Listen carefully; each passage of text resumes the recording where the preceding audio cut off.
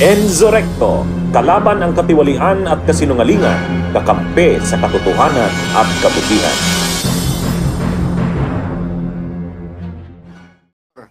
May nagpunta sa akin sa bahay. Ito po ay inaayos ako. Allegedly, by the camp of a certain James Kumar and Lisa Marcos through a common friend named Eric Santiago alias Picoy. Tingnan natin dito sa Senado, May 1, may nagpunta po sa akin. At yun nga, yung tumawag yung Eric Santiago, video call. Kaya nga, sabi ko, teka muna, hindi ako nag-ano doon sa video call.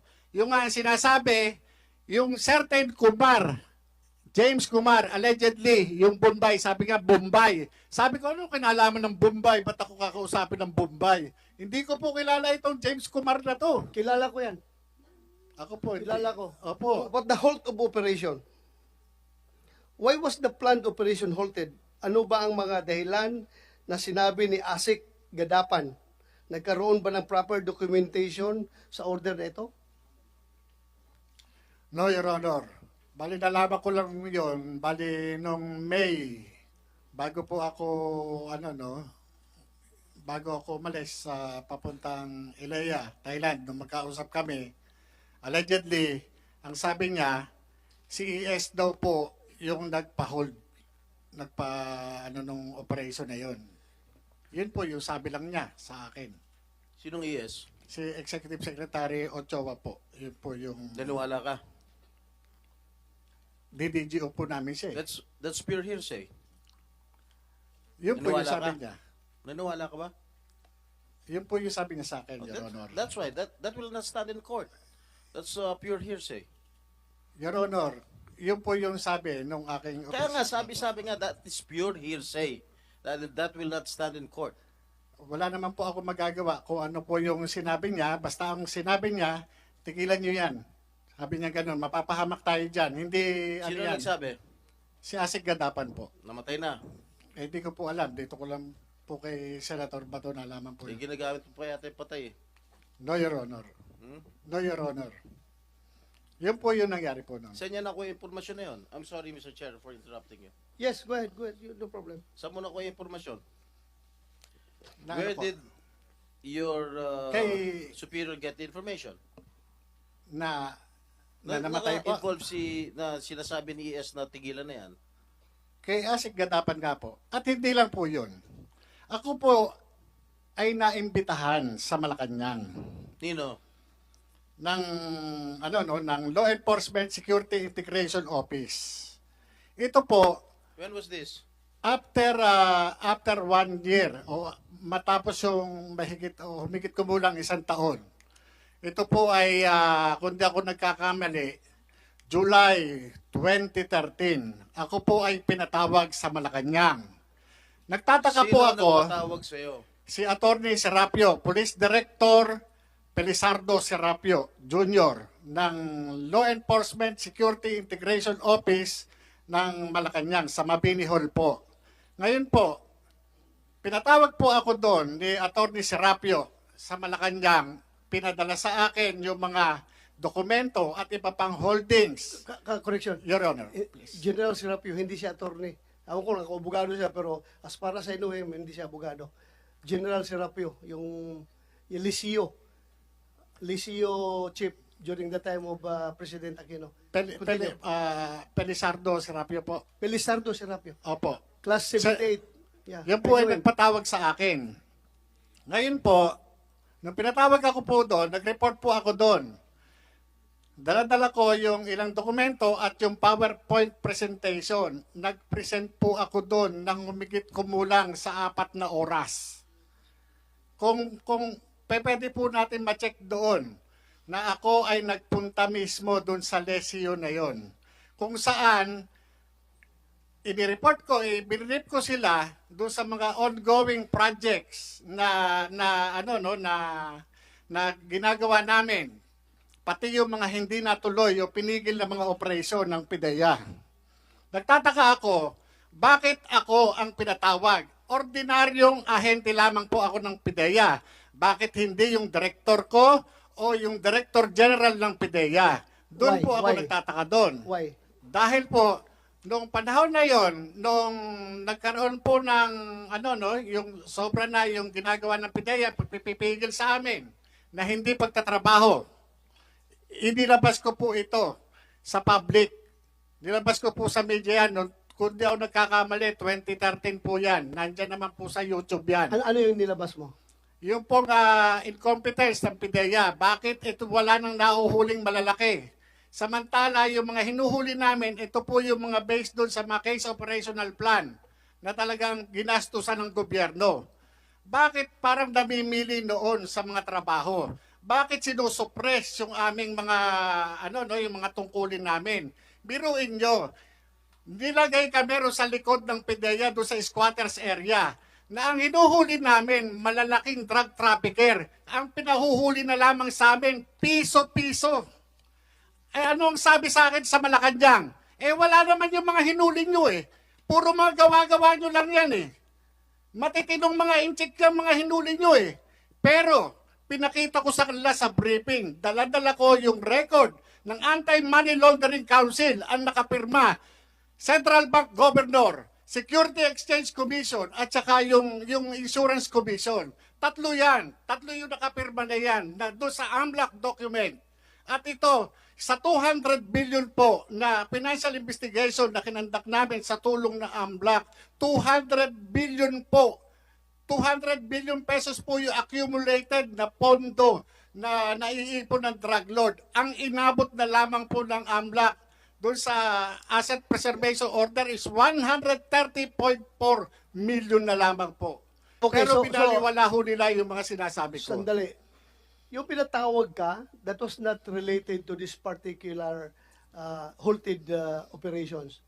Ibang operations yon. Iba-iba po yun. Iba. Iba-iba po. Ang ano ko po nun, bakit hindi natutuloy yung mga operation? Bakit sinusuppress nila yung aming pagtatrabaho?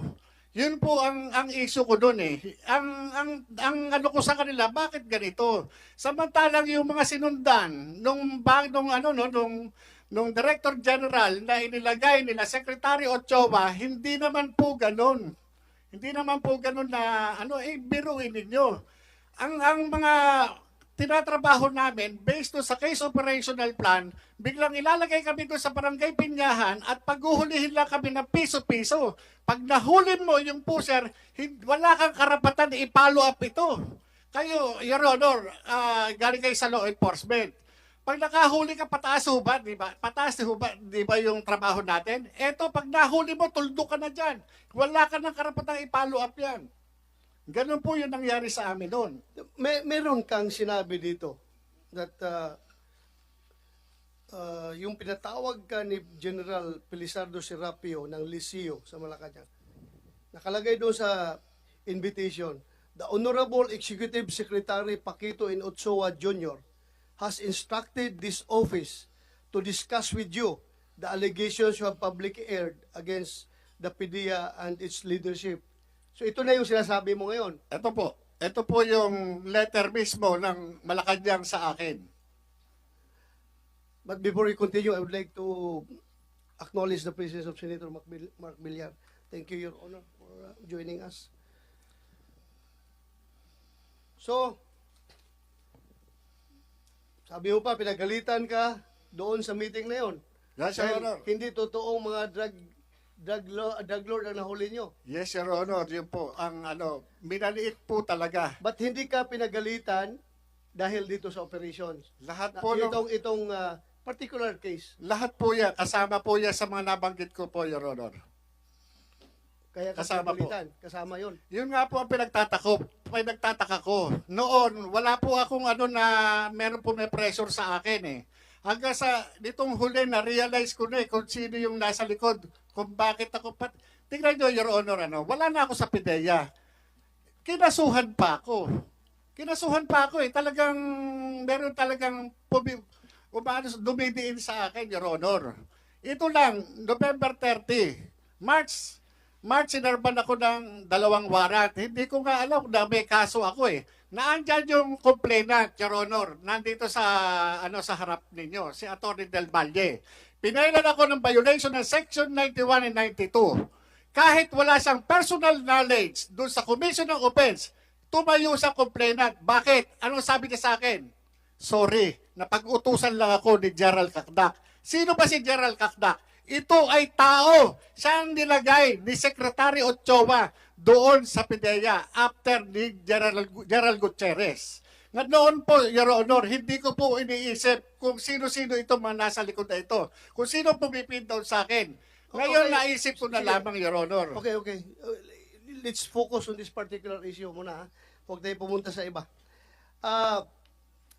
So, kinumpirma mo ba na talagang galing kay former AS Ochoa ang order na ipatigil ang operasyon? Yes, Your Honor. Kasi, yun po ang sabi sa akin ni Asek Gadapan. Wala naman po akong ibang paniniwala, kundi siya mismo na Deputy Director General for Operations ng PIDEA noong mga panahon na yon.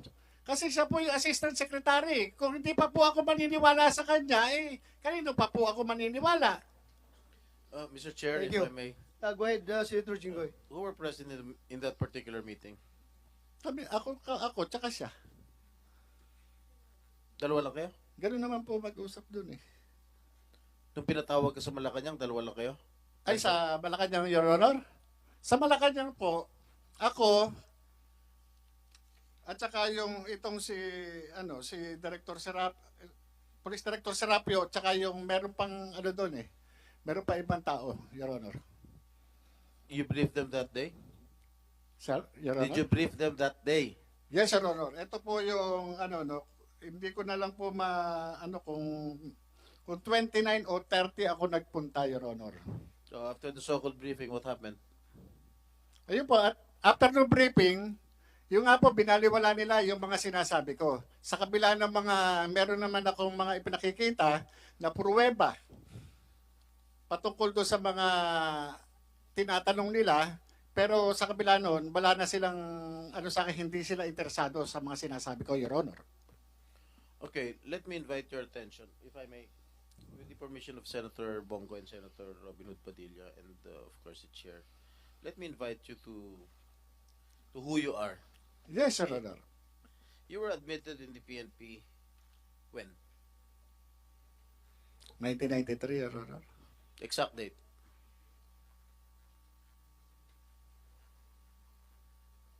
Hindi ko na... Di mo alam. 1993, Kailan ka natanggal? saan, Your Honor? Ha? Saan po, Your Honor? From the service. Sa PIDEA po.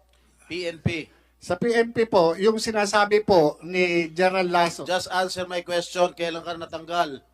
When were you dropped from the rolls of the Philippine National Police? Matrap po ako, hindi ko na po matandaan, Your Honor. Wala po sa akin yung dokumento ngayon. Unless, Your Honor, Ilan taon ka nandito po nagservisyo yun. sa police? More or less 16 or 17, Your Honor. 17 years? According to the information that I received, you were dropped from the PNP on April 25, 1994. Meron pang yan, Your Honor, na restored yan, Your Honor. You were admitted, you said you told us 1993. Correct? Admitted in the PNP. Yes, Your Honor. Yes, Your Honor. And you were dropped from the PNP role on 1994, the same month.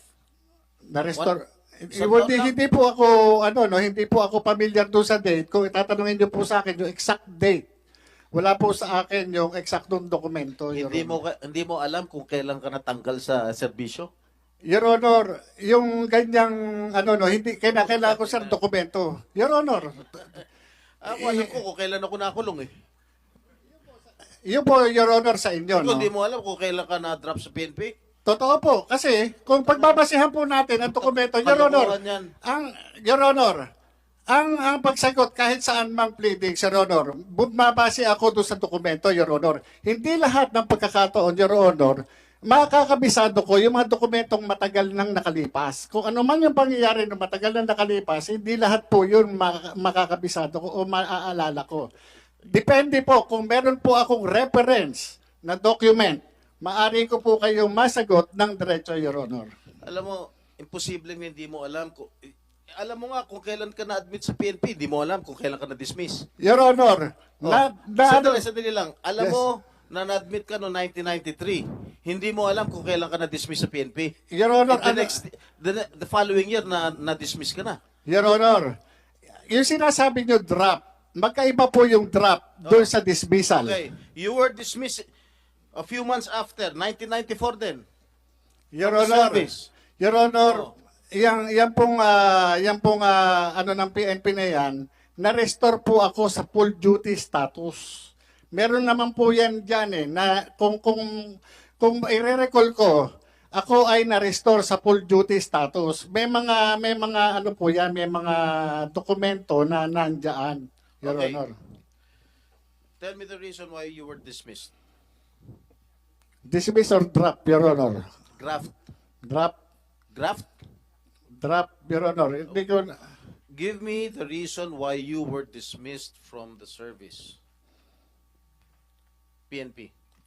Nagkasakit po ako noon, yan, Your Honor Yan yung naging basis ko noon. Your Honor, nagkaroon ng misappreciation of facts. Yan po yung naging ano ko doon sa PNP noon. Kaya nagkaroon ng restoration to full duty status. So, yung dismissal o dropping from roles ay ang kaso mo is awol. Kasi nagkasakit ka? Yes, Your Honor. Yan, na-restore po ako. Na-restore po ako nung panahon na yan. Kaya po ako nakabalik. Your Honor. Okay. You were reinstated 3 years after, December 30, 1997. Am I correct? Yes, Your Honor. Dahil nagkaroon ako ng mga, ano nun, sa PNP rin, Your Honor, ang problema, hindi po sa akin. Dahil nagkaroon ako ng communication sa PNP noon dahil dyan sa, ano na yan, doon sa ginawa nila sa akin. Kaya, na-reconsider yung aking, yung aking pleading sa kanila, kaya nagkaroon ng restoration sa full duty status ko, Your Honor. And after which, 10 years after, you were suspended from July 1, 2007 to September 2007. Why were you suspended? Yan po yung sa trabaho nun, Your Honor, parang, kung di ako nagkakamali, Your Honor, yes, sa pleb. Kung di ako nagkakamali. O ngayon, naalala mo na. Hindi, Your Honor, ako sa akin, Your Honor, nire-recall ko yan Kaya kung sasabihin nyo sa akin, yung mga exact date o ano bang mga hindi ko po talaga, tatapatin ko kayo, hindi ko talaga siya pero nire-recall ko siya para at least mai-ano ko sa inyo, Your Honor. Okay, and then, 1 year after, you were dropped again from the PNP role. Why was that so? Yun po yung hindi ko na po matandaan kung anong nangyari noon, Your Honor, kung doon sa sakit o ano man, hindi ko na po matandaan, Your Honor. Pero, Your Honor, yung sinasabi ni General Lasso na nagkaroon ako ng dismissal order, ito po, Your Honor, ito yung, nawalan ako ng nawalan ako ng ng karapatan ma-avail yung due process kasi meron tayong twin requirements para sa due process. Ito yung notice and hearing. Wala po akong natanggap na kahit anong hearing o notices na ako ay na-pre-charge o meron summary dismissal proceedings. Wala po ako natanggap. Kaya nga, kung ako man ang PNP, pakitaan ako ng anumang dokumento na nagpapatunay na ako ay nag-file ng anumang pleading para kontrahin yung anumang sinasabi sa akin doon sa pre-charge o anumang summary dismissal proceedings. Wala po Kasi hindi ko po na-avail yung due process na yan. Yung sinasabing ganyan. Dahil nung panahon na yan, nag-re-entry na po ako sa PIDEA ng 2009. Wala po ako natanggap niya. Kaya yung na yan, sinasabing order ng PNP na dismissal order, hindi po, wala po akong ano dyan, walang due process na akong And nabinigay sa sige, akin. nung hinire ka ng PIDEA, you misrepresented yourself that misrepresented to PIDEA that you do not have any unbroken service in the PNP from 1993 to 2008. And you did not disclose that you were dropped from the PNP role on April 25, 1994 and August 28, 2008. And you were dismissed from the service on November 7, 1994 and was suspended from July 1, 1997 to September of 2007. Your Honor, doon sa pag-accept sa akin ng recruitment committee ng PIDEA, hindi mapapalusutan si General Junicio Santiago. Kaya nga ang sinasabi ko, ang inaano ko rin kay General Lasso, ang ibig bang sabihin, mas magaling siya doon sa kanyang upperclassman na si General Junicio Santiago na 4-star General sa Armed Forces of the Philippines? Kasi tinanggap po ako ni General Santiago at yung mga hinihingi po sa akin, nag-comply po ako. Paano po yun? Service record kasama po yun. Hindi po pwede na hindi ako magde-declare na kahit ano pa man dahil magre-reflect yan sa service record. Pangalawa, yung mga clearances. Kasama po yan doon sa recruitment process. Hindi po ako i-appoint ng Philippine Drug Enforcement Agency kung ang aking mga dokumento ay kamas-kamas. Alam naman po natin na si General Santiago hindi po basta-basta mapapalusutan Kaya yan. nga, sandali lang. Kaya nga hindi mo nga sinabi yung katotohanan. Sinabi po, Your Honor. Na-dismiss ka sa Opo, PNP. dahil nga po, meron akong kaya tinawag po nila ako, nag-comply po ako. Siguro may backer ka. No, Your Honor, hindi po sa backer, wala po akong backer. Nag-comply po ako kung ano man yung requirements, Your Honor. Dahil kung ako ang PIDEA at alam kong meron kang mga kaso sa Philippine National Police, na-drop ka, na-dismiss ka, na-suspindi ka, finailan ka ng kaso, hindi kita kukunin. I'm sure meron kang malakas na backer para pumasok ka dyan sa PIDEA. No, Your Honor. At dumaan ako doon Because sa talagang sa recruitment you process, never Your Honor. disclosed your record sa PIDEA. Hindi mo disclose yan eh. Your Honor, imposible po yun. Dumaan po ako doon sa proseso ng recruitment nila. Kaya nga po ako inappointed. Dahil kung hindi ako nag-comply, hindi po nila ako tatanggapin. Requirements po yun, batas po yun. Hindi po pwede na yung recruitment committee, iba-violate nila yung procedure. Hindi po pwede. At saka, Senator Jinggoy, karamihan ng mga initial na mga personnel ng PIDEA were coming from the PNP. Kaya imposible makapagtago ito ng kanyang identity doon sa mga pulis na nandoon sa PIDEA kung ito yung mga kaso niya, hindi niya dinidisclose. Your Honor, tama po yun. Kasi nung panahon na yun, kung di po ako nagkakamali, ang hepe o acting director ng Human Resource Management o yung admin ng PIDEA ay police. Police Commission Officer, Your Honor. Imposible ho na magkano ako ng mga anumang itatago ko dyan, hindi po pwede. At yung IIS, Your Honor, na nagkakandak ng background investigation, panay police. Hindi po pwede lulusot po ako. At sigurado ko, kung iskalawag ka na pulis, lalong-lalo na PIDEA papasukin mo, mukhang malabo siguro, mukhang siraulo ang PIDEA kung tatanggapin ka kung iskalawag ka na pulis. Yung Your Honor, ang sinasabi ko doon kay General Lasso, ibig sabihin, mas magaling ka pa kay General Junicio Santiago sa military parlance, Your Honor, at saka sa police parlance. Ang tawag doon, magano, kupal. Your Honor, si General Santiago, patawarin niyo po ako doon sa words ko, pero yung po yung military parlance at saka police parlance, pagka ang isang opisyal, hindi magan ng tawag dyan. Your Honor, napaka-tinong opisyal ni General Santiago. Ano tawag? Magan, Your Honor. Magang? Magan. Magan or kupal, Your Honor. Totoo ba yan, Mr. Chair? Yes, magan, stricto. Ibig sabihin ng magan, stricto. Kupal, yung wala. Kurap na opisyal. Yan yun. Yes. Your Honor, After nung 30 April, Your Honor, may nagpunta sa akin sa bahay. Ito po ay inaayos ako. Allegedly, by the camp of a certain James Kumar and Lisa Marcos through a common friend named Eric Santiago alias Picoy. Ang pagkakaalam ko po dito, taga-Napolcom po ito. At ang kapatid po nito, isang PIDEA Drug Enforcement Officer. Nakuha po sa bahay ng CCTV yung kanyang, kasi naka-video call po eh. At ako, ayon, di umano, ito si James Kumar, interesado sa akin at naging subject ng kanilang three-way conversation na ako wag nang magsalita. Ngayon, nagkaroon pa ng mga series of communication.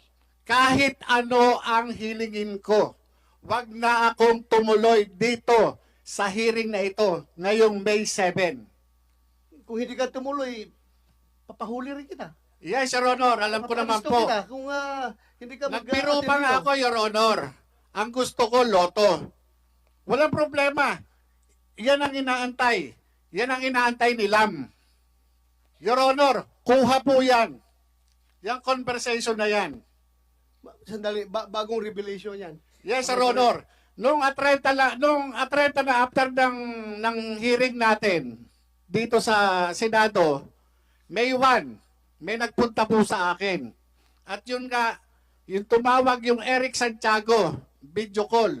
Kaya nga, sabi ko, teka muna, hindi ako nag-ano dun sa video call.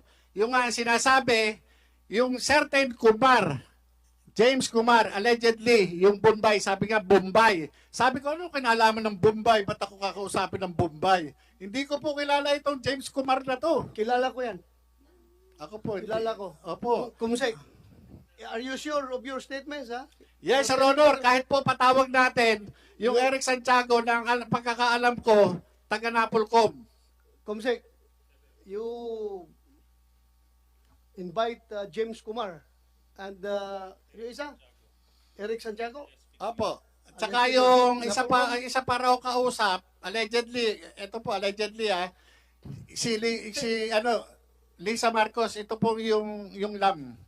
Sandali, puro ka allegedly. Sino ang nakausap Kasi mo po, talaga? Ano yung wala? Eric Santiago po ang nagsasabi. Sinabihan Na interesado. Opo, sinabihan ako na yung Kumar interesado sa akin. Personal kayo nag-usap o cellphone? Yung po yung nagpunta po sa akin, naka-video call po sila.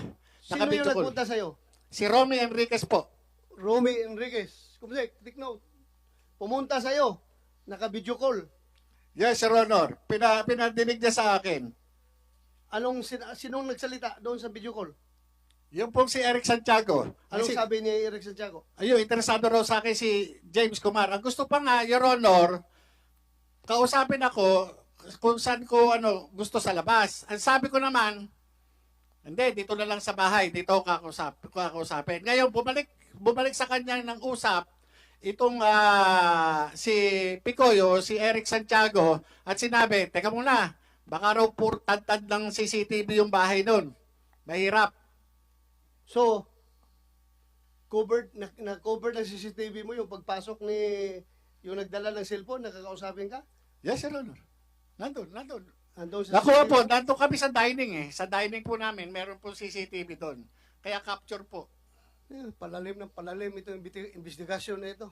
Ang dami ng tao na involved. Yung nga po, yung ang na nagulat din ako dahil after lang nung April 30 na hearing, bakit may ganon? Sabi ko kung ito So this happened after the hearing. after First hearing po natin. May 1. Bago po ako interviewin ng ano ba radio station to? Bali, ang interview ko noon 11:30. So dumating ito mga 10 past 10 o 10:25 o 10:30. Ganun po eh. So therefore, nakausap mo si James Kumar. Hindi po, yun lang yung nagsasabi na ang interesado sa akin, yung James Kumar at ito yung ako yung naging pag-uusap nila nung nag-usap sila na three-way. Sino yung three-way? Nag-usap ng three-way? James Kumar, tapos yung isa pa na yung parang Lisa na yun po yung So anong pinarating sa'yo? Yung nga po, wag na magsalita. Para wag na siya magsalita. Kasi ang mangyayari diyan, papatayin yan. Kaya padre, sabi nga ganun nung kaibigan ko, hindi natin maano kung anong desisyon niya. Kasi yan, nagulat din. Nagulat. Nagulat siya doon sa nangyari. Lumabas yung yung trabaho na yan eh. Yun yung pero wala akong papapangako sa iyo. Hindi, sabi pa nga ganun, magiging director ka. Sabi pa nga sa kanyang ganun. Magiging Director ng Director siguro sa gobyerno, Your Honor. Sino magiging director? Ikaw? Yung kausap, yung nagpunta sa amin. Yung kausap Kasi, sabi niya, Sino ikaw yun? Sino? naman, yung Romy Enriquez, si Rolo. Romy Enriquez. Ngayon, ikaw naman ang handler dyan eh. Hindi. Sabi niya, hindi ako handler niyan. Yan, may sariling isip yan. Inaano nga niya, eto. Kaya niya, sabi pa nga niya, sinabihan ko yan, padre. Sinabihan ko yan to si Kuya Jonathan. Na wag nang kasi nag-uumpugan yung Duterte at saka Marcos. Baka madamay siya. Sinabihan ko yan. Yan po yung word ni Romy Enriquez doon sa CCTV. Sinabihan ko yan. Ngayon, yung si Picoy o si Eric Santiago, napaka-insisting niya. Na hindi, sabi niya, natin yan, kaya tulungan natin yan. Tulungan natin yan. Kasi wala, papatayin yan. Tingnan nyo, Your Honor, yung posisyon Sinong ko na, papatayin? ako daw. Ang nagsabi si... Yung Picoy, yung Eric Santiago, Your Honor, ang alam ko, taga Napolcom yun eh. Kumsek, Bunyog, bunyog, halikan na kasama ka. Bunyog, kapag buklod ay may pag-asa. Luzon, Visayas, Mindanao, isa ang pananaw. Sa bagong Pilipinas ang bunyog isisigaw. Bunyog.